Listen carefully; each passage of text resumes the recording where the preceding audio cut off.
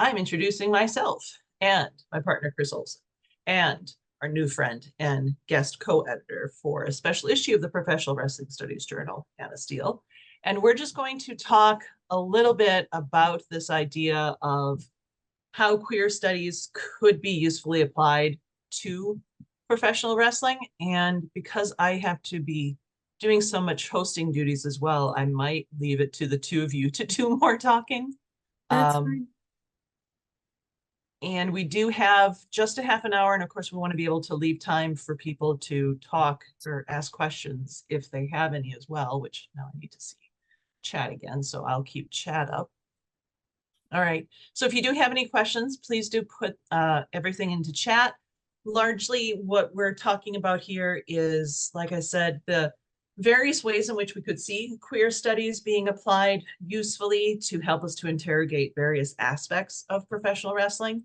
And this is all to set up a special issue of the Professional Wrestling Studies Journal, the official journal of the PWSA, which would be scheduled to come out in November 2025. So with all that being said,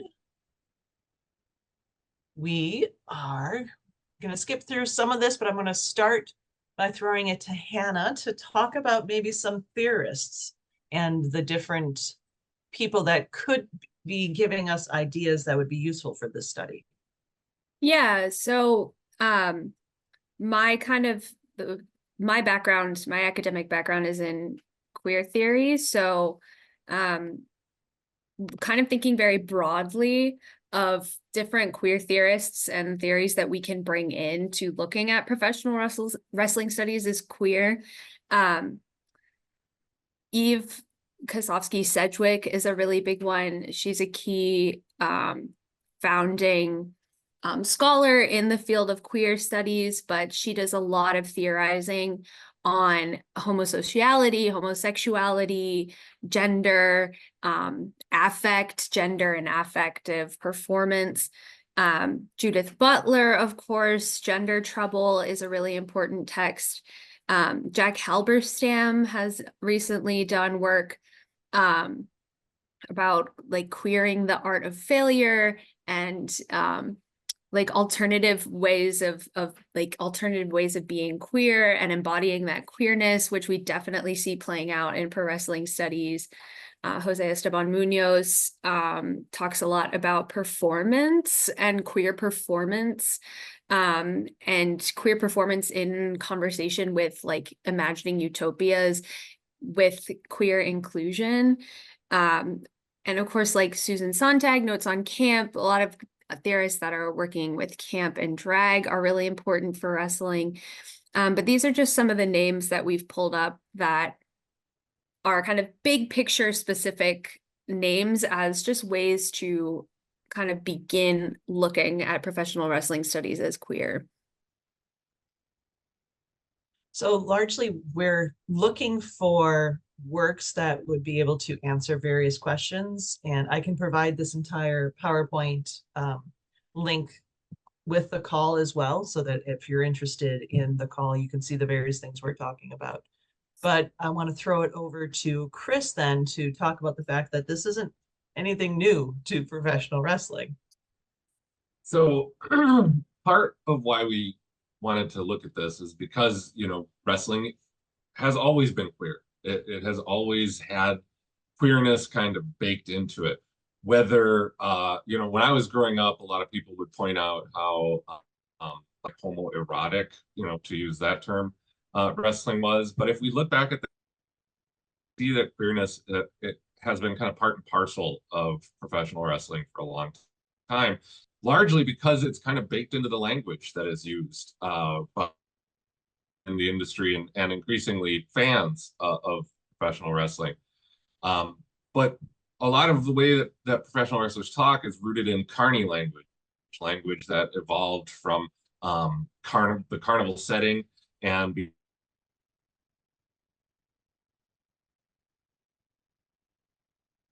also known as carny or as the thieves' cant. This is a language, the roots extend back to at least the 19th century, though there have been, there's speculation that it may have emerged in the 60s. Italian, Romani, Yiddish, Cockney rhyming slang, that sort of thing. And it's used primarily by speakers who wish to be misunderstood or don't want people to know what the heck they're talking about. So as you see here, it was kind of the language of circus people. You know, the circus people would speak to each other in this carny language as a way of not letting the patrons in on what was going on. But then you also have criminals, you have theater folk, you have merchant sailors, and then marginalized groups pick up on this. Sex workers and members of the queer community, people who benefited from not being understood. And this language was actually in use in underground queer communities up through the 1970s. And so the fact that professional adopted this way of speaking of you know, having these words that people didn't know what they meant, things like kayfabe and stuff like that, shows that it's kind of rooted in a queer gay language, basically. And we do have queer wrestlers throughout history. You know, we've had a lot of queer characters in professional wrestling. For instance, why can't I remember the guy's name? I don't have my notes in front of me, but there was a wrestler in Texas who, back in the 40s and 50s, he went down to Mexico because he wanted to wrestle there, and he wanted a gimmick that was going to draw a lot of heat. So he came up with this kind of flamboyant queer character. Now, he himself was not queer, but his character was. And when he came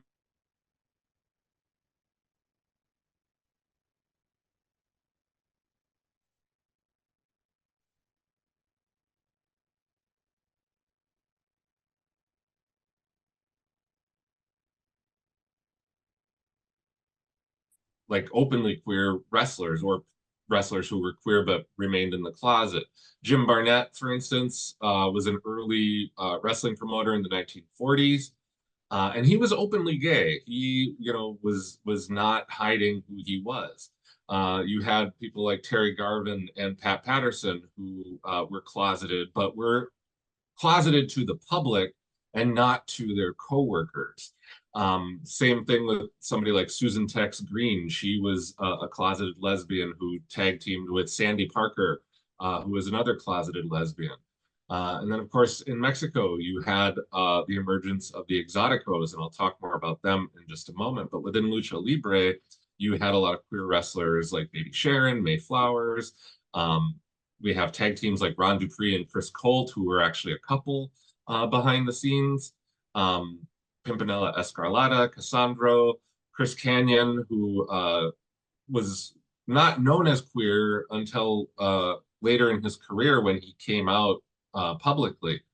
But then we have a lot of people who have since come out publicly. Terrence Grip, Mike Perro, Nyla Rose, Fred Rosser, Dark Sheik, the list goes on. You can read it all here.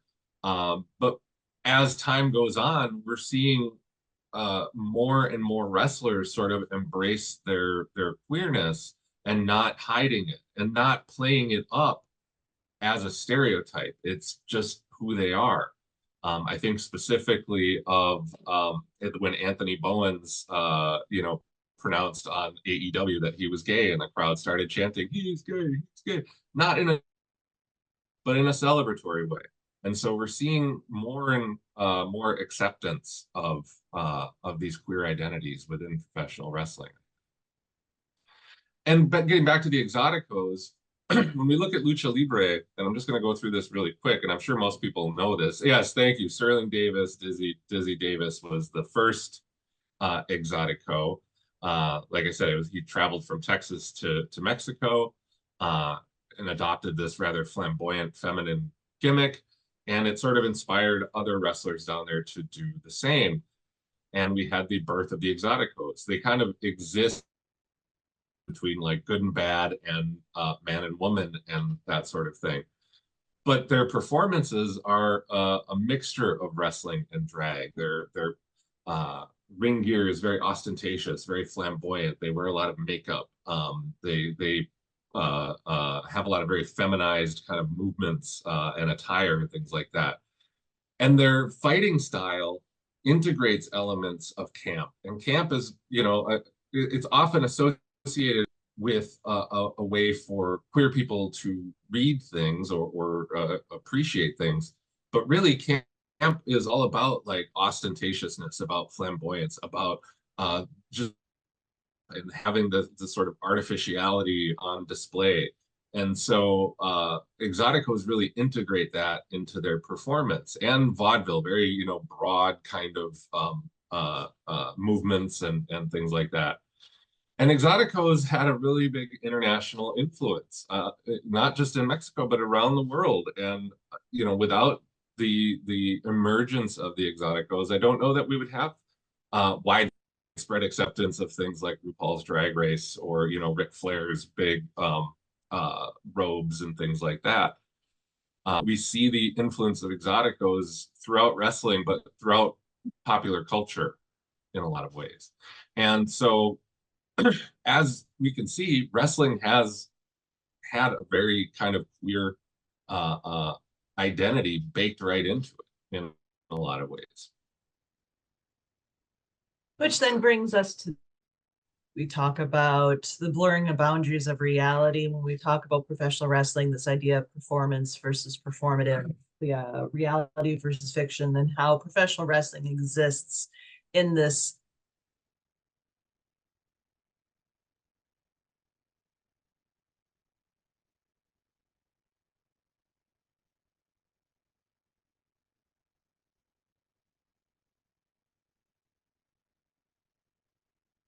discussion. What great presentation about the queer lovers, or sorry, golden lovers. But in a kind of a nutshell, for those who maybe don't know, how would you describe this one, Hannah?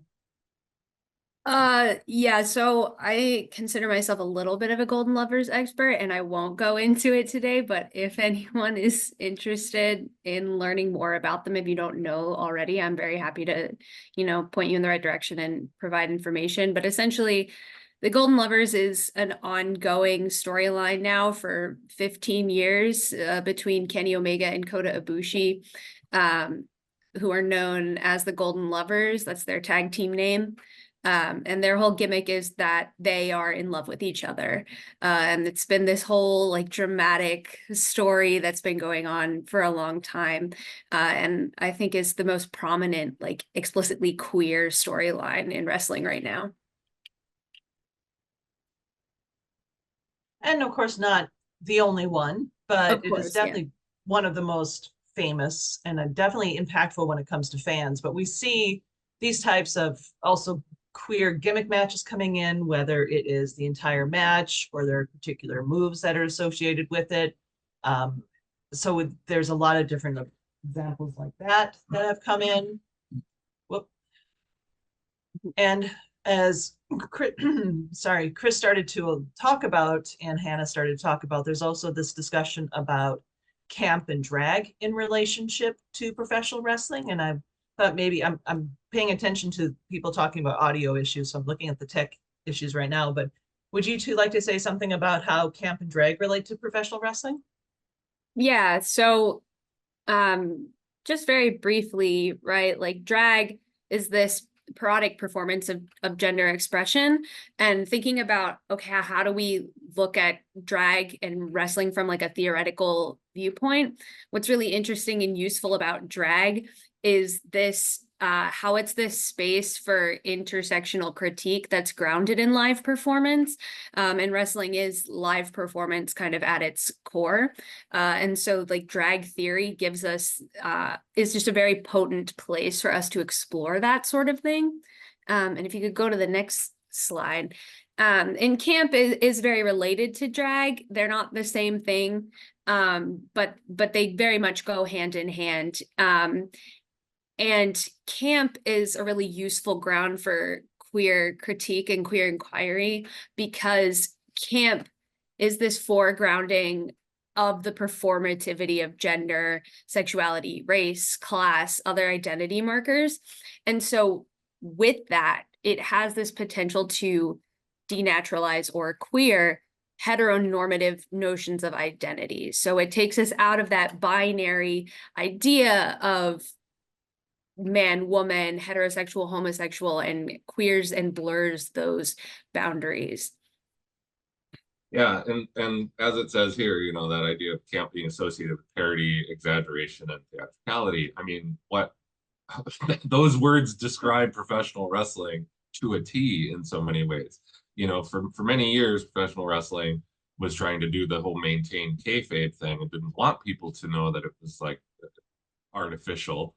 But it's always kind of on display. And the exaggerated nature of wrestling and the very theatrical nature of wrestling, it grounds it in camp. I mean, I always think about it from a very kind of theater background. You know, they always say when you're doing theater, you're supposed to play to the back so that you can emote and all that sort of stuff. Or if you watch like a lot of silent film like I do, you know, it's big exaggerated gestures to get across emotions. And that's what wrestling does. It's very over the top in how it's playing to the people all the way in the back and presenting this sort of exaggerated theatrical version of combat sports. And so camp really kind of foregrounds these ideas, and wrestling is very, very campy in a lot of ways. And of course, there's that idea of professional wrestling existing as a masculine melodrama. For a long time, it was one of those places where you had a safe space for the men expressing their emotions, even if it was the emotion of pain and suffering and things like that, and a safe space in which men can have you know, the ability to touch one another in ways that aren't seen as derogatory. They're not made fun of. It's a way to be able to have that type of physical intimacy, which for wrestlers, especially those who care about one another and don't want to see each other get hurt, it's that type of physical intimacy that reflects more of the emotional intimacy too, because it's the idea that usually the people who are friends tend to be better at being able to work together in the ring as well, because they're caring for one another, one another's bodies. And we've talked about this in the past. It's interesting that this is not just occurring in matches or on television and pay-per-views, but with all of the social media that is being brought into professional wrestling these days, we see this occurring in a lot of different places in a lot of different ways. And the formation of more intimate homosocial relationships, kind of countering stereotypes about men, is another interesting way that we're seeing a queering of gender and gender boundaries occurring in professional wresling. Yeah, and this idea of homosocial relationships, just to kind of tag a theorist to go with this, Eve Sedgwick's homosocial desire, her concept of homosocial desire, places homosocial and homosexual relationships on a continuum, so that there isn't only homosocial or homosexual, but these relationships are both and neither and some combination at all times. Mm-hmm. And then of course another place that we would see it is definitely in shoot as well, of course, with kayfabe and the way that kayfabe has become this postmodern kayfabe. It's harder to know where the shoot and the work, that blurring actually exists, but we see examples like the relationship between Max Caster and MJF and AEW, in the ways that it's both possibly a shoot and a work at the same time. It's not just within wrestlers, but when William Regal, for example, had his brief tenure in AEW, his relationship with Excalibur on the commentary team is ripe for analysis. And we're seeing in a lot of different places too. These are older examples, but with the introduction of Mariah May into AEW, she's been engaging in some interesting kissing with various other women wrestlers that have been showing up. And so there's these interesting ways that we've been bringing in physical intimacy that might be associated with more of a sexual relationship, but maybe it's not necessarily in the context that we're looking at here. And of course, there's fan activities. And I'm going to let Hannah talk about this one. Right. So one of like a big way that fans engage with wrestlers nowadays is by baby girling them, right? So baby girl is kind of a subjective category, but generally we can say that a baby girl has to be a cis man who is at least 30 years old, usually older, who's attractive or not, right? Who evokes shrimp emotions in fans is the best way I can describe it. So like shrimp emotions, meaning, you know how like shrimp have like extra codones in their eyes, so they have like 12 and we have like 3, so they can see more colors. Like a shrimp emotion is like, I have too many, like more emotion than like the human capacity for emotion. And wrestling fans love to baby girl wrestlers like Hangman, Eddie Kingston, yes, baby girl, right? Like Jay White, Hiromu Takahashi, Jon Moxley, Kenny Omega, Jey Uso, classic. All of these are like classic baby girls, but the prime example of baby girling is Matthew Jackson. So here are like some just some screenshots of like posts on Tumblr and things, a couple tweets of like, this is how people talk about Matthew. I really like this top one in the middle. I'm a gatekeeper and a hater. I'm also God's favorite princess and the most interesting girl in the world. Like, yes, you are. Like, absolutely. Go get it, queen. For sure. And here's just like examples of people baby girling him. This is a Tumblr post with these GIFs, and it says instead of thirst tweets, he should have to read the tags on the reblogs of this post specifically. And so I pulled out some of the tags on the Tumblr post just about like gendering him, right? Because baby girl is very much this gendering and like queering gender and this feminizing process. I won't tell you which one of those is mine, but one of those tags is mine, and you can kind of guess. But also shipping, and fan art is a big part of wrestling fans' engagement. You know, you've got your key ships, you've got your fan art, you've got fan fiction, AO3, there's new stuff every day, right? So these are just different, none of these are necessarily unique ways that fans are engaging with professional wrestling in a queer way, but this is like queer fan engagement with professional wrestling isn't something that's really been explored. And so we bring this up to suggest that this is a potential path to queering professional wrestling and bringing queer theory into pro wrestling. Yeah, so basically what we're saying is that there's a lot of different ways that you can look at professional wrestling from different queer studies, theoretical and conceptual areas, whether you're looking at the history, the business, the various texts from matches to wrestlers, or when you're looking at the fans as well. And what we're hoping to do then is put together a special issue that would be volume 5 that would have empirical articles that examine any of these topics or even topics that we haven't approached here, because there's probably things out there that we're not aware of. And we want to bring together a lot of different perspectives on this topic. So we have the basic call here. We'll put it up on the website as well. And it might be the session that comes right after ours is the Professional Wrestling Studies Journal session, talking about the journal and a kind of a relaunch of it with our new editor here. So we can talk more about the special issue at that time. But I thought maybe for right now, if anyone wanted to talk or ask questions about queer studies in professional wrestling, we have a couple minutes to do that here. And I know there have been some suggestions, which is great. And Fred just put a question on. So where does Pretty Deadly fall on all this? Homosocial, but campy, heels, but loved by lots. They got to intro the tag match on night 1 with characteristic plum. I don't know Pretty Deadly. Did either of you know Pretty Deadly?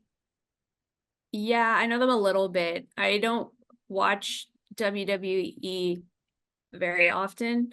I'm more of like a New Japan AEW Indies person, but I do know Pretty Deadly because their outfits are always cunty, and I really enjoy that about them. I mean, I think Pretty Deadly can fall kind of wherever you want them to fall. Like you bring up Fred, like homosocial, absolutely. Campy, absolutely. Right. Very loved. I'm thinking about like those outfits they had that were like just like the top of a shirt and sleeves and then just like tits out. Like we love to see that, right? So I mean, I think you can, right, like queer, like fan engagement with Pretty Deadly, like what's that like? Yeah, yes, exactly that. I think about those outfits a lot. It's very K-pop of them. Yeah, I mean, I think you can kind of go so many different places with Pretty Deadly. I think this is kind of like, yeah, you've identified like absolutely this is a queer subject, and there are a lot of different ways that you can explore that. I don't know if Okay, you're like asking, if I'm not answering your question, like please let me know and I can be more specific, but it's also interesting that you brought in the K-pop aspect too, because I imagine given the gender play that we see, especially in boy bands for K-pop, it'd be an interesting intersection to look to see how much K-pop is influencing professional wrestling then. oh, don't even get me started. As a K-poppy, my friends and I literally have a wrestling PowerPoint where we've assigned wrestlers to K-pop groups based on like the vibes in which group we think they would like. Obviously Daniel Garcia is a Blackpink fan because he literally is a Blackpink fan.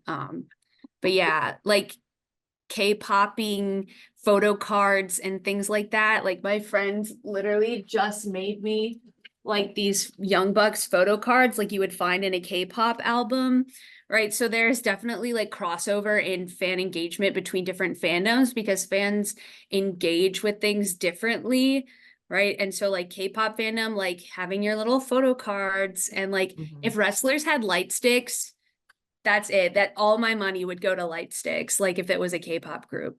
Absolutely. Which itself is like a queer thing, right? That we're collapsing like cross-cultural fandom practice into one space. And I think about like, I can't remember the name of the group, but there was a K-pop girl group. And in the video, one of the lead singer comes out with the WWE title over her shoulder. And I can't remember what group it was, but it's like such a fascinating overlap there. And I also think about stuff like Baby Metal and how they do this. And they're not doing a too sweet. They're only doing, you know, this is supposed to be like a fox or something for them because they couldn't do this with their fingers. But they do this, and it's, you know, it's very much a too sweet thing. And so wrestling and K-pop, J-pop, there's so much overlap in all those. It's really fascinating. To anyone, thank you. Yes, that's no, 21 or 21, sorry. But and it's also interesting because there's that idea of how professional wrestling as a cultural social touchstone is reflecting upon what's popular at the time. And you see that throughout professional wrestling's history, that it's whether it's creating faces or heels, it's using the tensions in society and culture at the time. So the fact that we might be moving away finally from using queer identity to create heels and faces and just allowing queer identity to be identity and to allow for it to represent the complexity of humans, I think is possibly a good sign of the future. And I think it relates to the conversation that we had with the folks from Experience Wrestling before lunch break too, about the impacts of you know, cultural wellness improving. Hannah Holly wants your Golden Lovers. Oh, I got you. Can you drop your email in the chat and I will literally send you stuff. So there's a lot. Which includes an 86 slide PowerPoint. But I also have Excel spreadsheets about matches and things like that. Yeah, thank you, Holly. I'll send you an email soon. Great.